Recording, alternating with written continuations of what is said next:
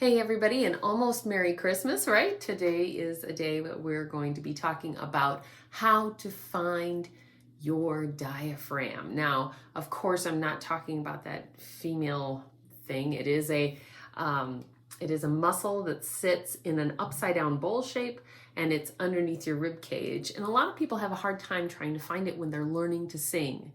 And there's lots of different things that people tell them to do. Think of yourself as a bellows and do this and do that. And I've tried that with students in the past before, and I found one exercise helps people find their diaphragm almost immediately. So I'm just going to have you take in a breath. It doesn't matter what kind of breath, just take in any kind of breath.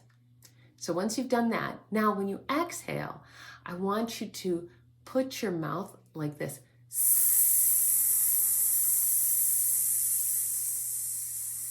And I want you to let all of your air out that way. Do not try to take in a breath or do anything else at the same time. Just exhale all your breath and then take in another breath and do it again.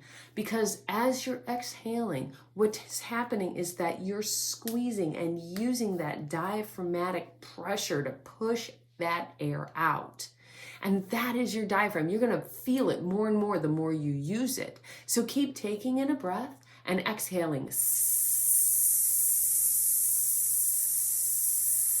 And the more air that you exhale that way, the more you're going to find it. And it's going to go. And as you get to the very end of your breath, you're going to go, oh, my gut is so tight. I feel it. Then take in another breath and do it again.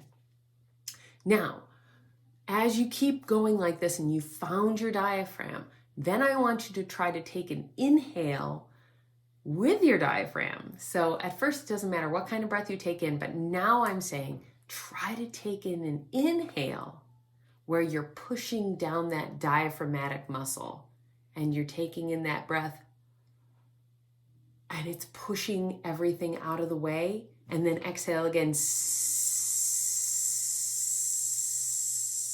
And as you're doing this, I'm going to tell you why the diaphragmatic muscle is so important to singing.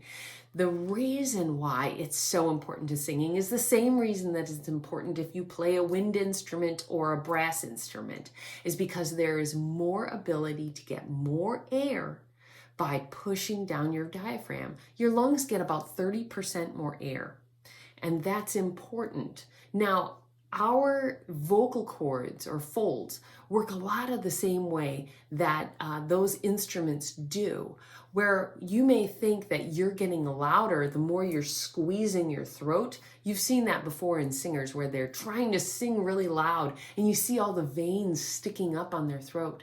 Well, that's actually not how you get louder. It may feel louder, like you're being louder, and you are gaining some volume that way, but it's not a healthy way to do it. If you look at, like, say, a flute, and I've put my flute somewhere else, but let's just say you're whistling. Let's just use a whistle that you have in your mouth. Try to be louder as you whistle. What did you have to do that? You had to use more air. And the same thing with your vocal cords. If you want to be louder, you use more air. And if you want to be quieter, you use less air.